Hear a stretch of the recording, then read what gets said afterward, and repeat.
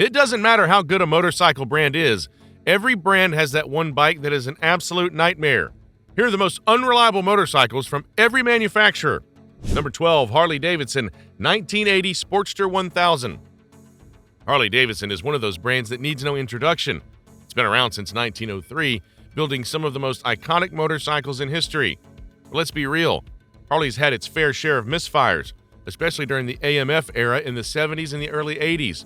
That was a rough time for the company, with quality control going down the drain and reliability issues piling up, and probably the worst bike from Harley's worst era was the 1980 Sportster 1000. Now, the Sportster lineup has always been a staple for Harley, a smaller, more accessible V-twin for those who wanted classic cruiser vibes without going full dresser. But the 1980 model was a disaster. The bike came with a 997cc Ironhead V-twin, which was decent on paper, putting out around 55 horsepower, but it vibrated like crazy. We're talking enough shake to make your hands go numb on longer rides. And let's not forget the infamous starter motor. This thing was so unreliable that a lot of owners ended up pushing their bikes more than riding them. If the starter failed, which it did often, you were out of luck because Harley had ditched the Kickstarter by this point. Then there were the electrical gremlins, wiring issues, dead batteries, random shutdowns, you name it. And since this was an AMF-era Harley, build quality was questionable at best. Leaks? Check. Loose fasteners? Check. Paint and chrome that didn't last? Yep. It's no surprise that this bike is often brought up when people talk about Harley's worst years. Thankfully, once Harley bought itself back from AMF in 1981, things started to improve. Number 11, KTM 2018 Duke 790. KTM has built its reputation on aggressive, high-performance bikes. Whether it's dirt bikes, adventure bikes, or naked street fighters, there's always an edge to their machines. And the Duke lineup? That's KTM's playground for lightweight, punchy, and straight-up fun motorcycles. But not every Duke has been a home run, and if there's one that sticks out for the wrong reasons, it's the 2018 Duke 790. When KTM launched the Duke 790, they hyped it as the scalpel, sharp, precise, and packed with character. In many ways, it delivered. The 790cc parallel twin pushed out around 105 horsepower, and the bike weighed just 373 pounds, making it a beast on highways. But reliability, that's where things went sideways. Early adopters quickly found themselves dealing with coolant and oil leaks. And we're not talking about minor drips. Some bikes were hemorrhaging fluids within the first few months of ownership. Then there was the electronics package. KTM packed this bike with rider aids, traction control, ride modes, a quick shifter, but the system was buggy. Riders reported random check engine lights, sensors failing, and in some cases the bike cutting power unexpectedly. KTM eventually ironed out some of these issues in later models, but the 2018 Duke 790 still left a lot of riders feeling like beta testers for an unfinished product. Number 10, Ducati 1986 Passo 750. Ducati has always been a brand that takes risks because it prides itself on building dreams. Italian passion, racing pedigree, and cutting-edge design all wrapped into one. But with great ambition sometimes comes, let's call it, questionable execution. And few bikes represent that better than the 1986 Ducati Passo 750. The Passo was Ducati's attempt at a fully enclosed sport bike, something futuristic and sleek. Designed by Massimo Tamburini, yes, the same guy who later created the legendary Ducati 916. The Passo was bold, no exposed engine, no traditional fairings, just one smooth flowing body. It looked like nothing else on the road, but looking cool and working well are two different things. The biggest issue was the Weber carburetor. Ducati, for reasons no one fully understands, decided to slap an automotive-style carburetor onto a motorcycle engine. The result? A fueling system that was nearly impossible to tune correctly. The bike ran too rich at low speeds, bogged down when accelerating, and had a tendency to stall randomly. Not exactly what you want from a sport bike. Then there were the overheating problems. That enclosed bodywork might have looked futuristic, but it trapped heat like an oven. The 748cc L-twin engine inside was cooking itself, especially in warmer climates.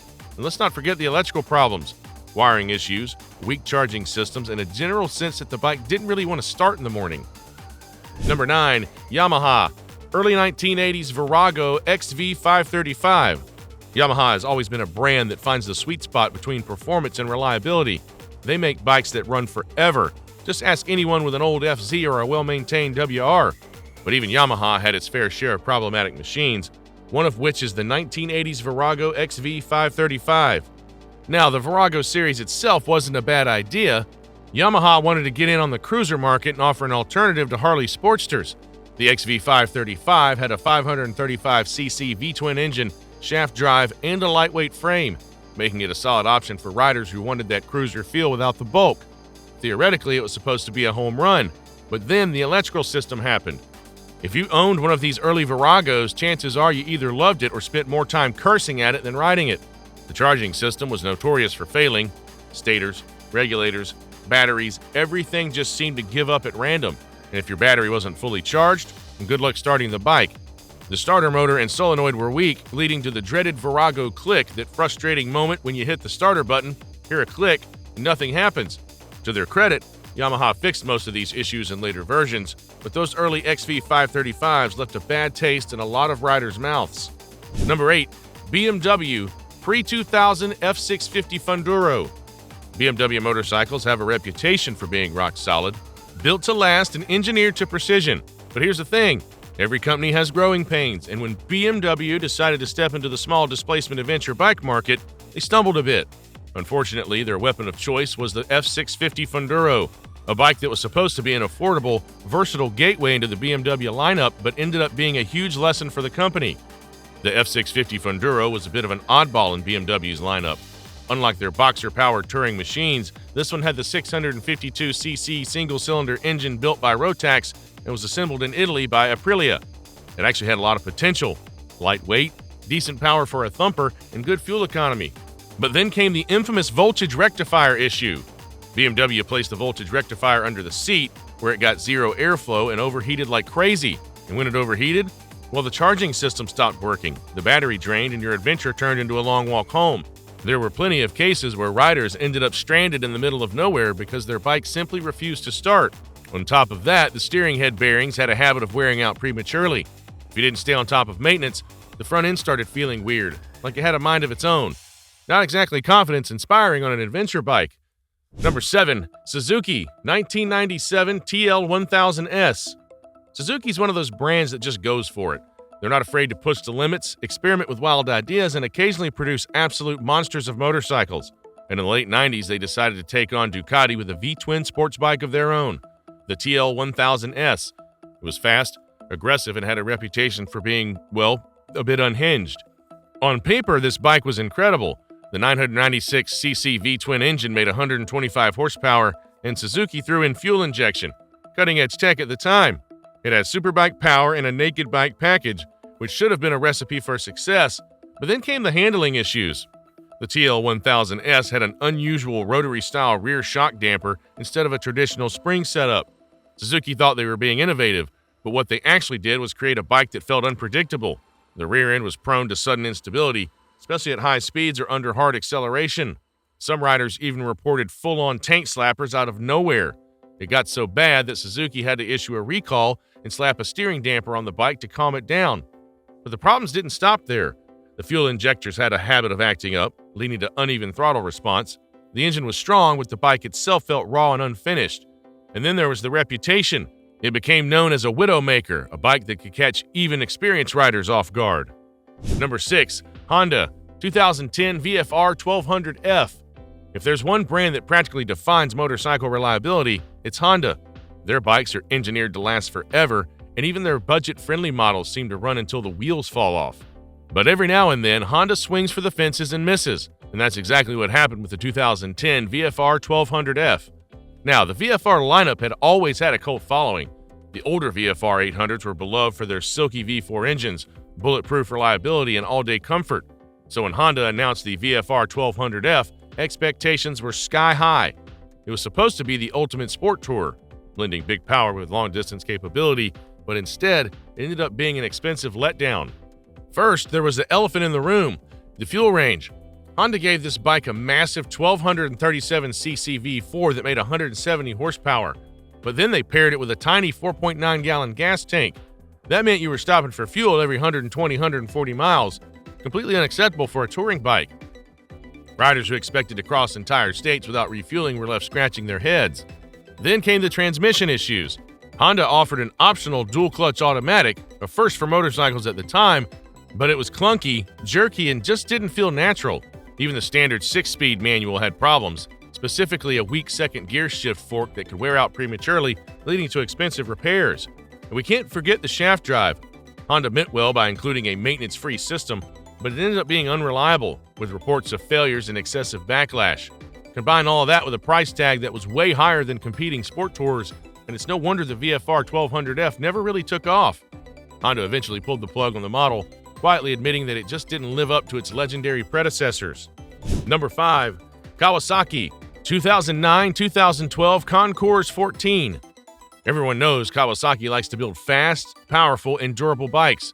From their Ninja lineup to the legendary KLR 650, they've built a reputation for motorcycles that can take abuse and keep going.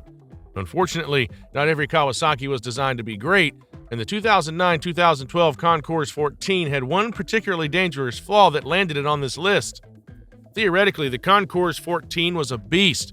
It had a 1,352cc incline 4 borrowed from the Ninja ZX-14R, producing a ridiculous 153 horsepower.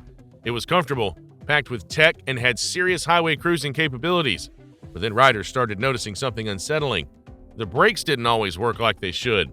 The linked braking system was meant to provide smooth and balanced stopping power, but there was a defect in the ABS module that could cause brake fluid to leak internally. Over time, this led to a loss of braking performance and in some cases complete brake failure. Kawasaki eventually issued a recall, but by then, plenty of riders had already experienced the terror of grabbing the brakes and feeling nothing. Let's just say you don't ever want to experience that. Number 4, Triumph 2005-2010 Sprint ST 1050. Triumph has been through it all: racing dominance, financial struggles, rebirths, and now a well-earned reputation for making some of the most character-filled motorcycles on the market. But character doesn't always mean reliability, and the Sprint ST 1050 is proof of that. The bike was Triumph's answer to the Honda VFR 800, a sport tourer with a bit more power and a lot more British charm. It had a fantastic 1050cc triple-cylinder engine that made about 123 horsepower, a smooth power band, and a comfortable riding position. Sounds perfect, right?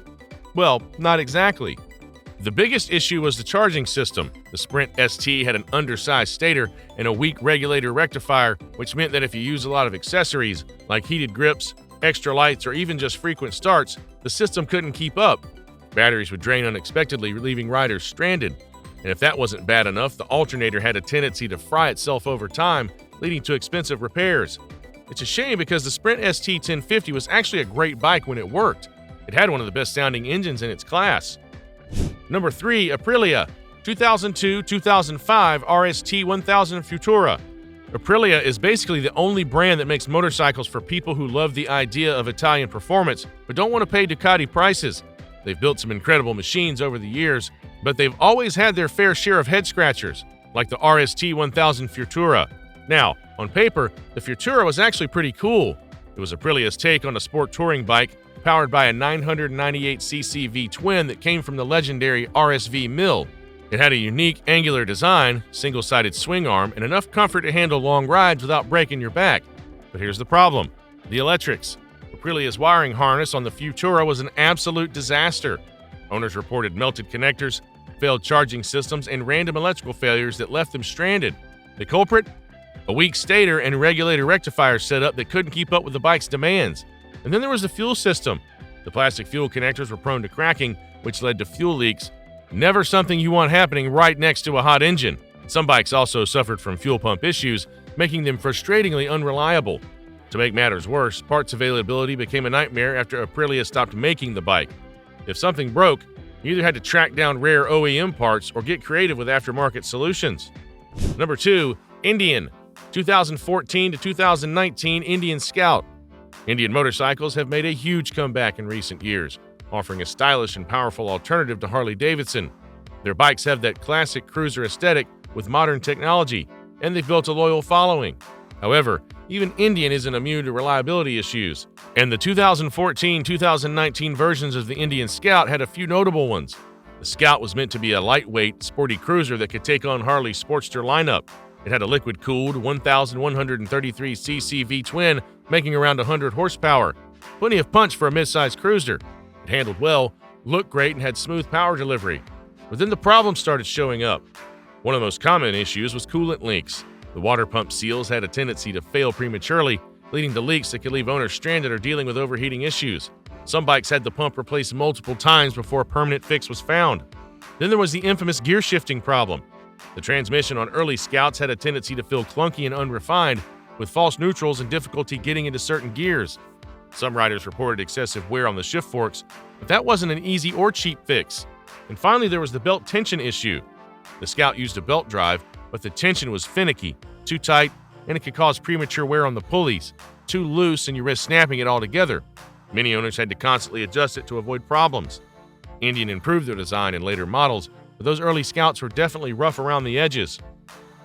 Number 1. Royal Enfield 2017-2020 Himalayan. This list wouldn't be complete without mentioning Royal Enfield. Now, it's true that the brand has tons of amazing motorcycles, but when they decided to step into the adventure bike market with the Himalayan, things didn't go quite as planned, especially with the early models from 2017 to 2020. The Himalayan was marked as a perfect option for budget-conscious adventurers. It had a 411cc single-cylinder engine, decent suspension travel, and a no-nonsense design built for rough terrain. But in reality, it had some serious reliability problems. First, there was the engine itself. The early models had numerous complaints about excessive oil consumption, poor build quality, and even complete engine failures. Some bikes developed serious top-end issues within just a few thousand miles, requiring full rebuilds. Then there was the frame. Some riders reported cracks in the chassis, particularly near the steering head, and that's not exactly something you want to discover while riding through remote trails. Let's not forget the electrical system. Faulty wiring and poor quality connectors led to frequent issues with the starter, lights, and even fuel injection.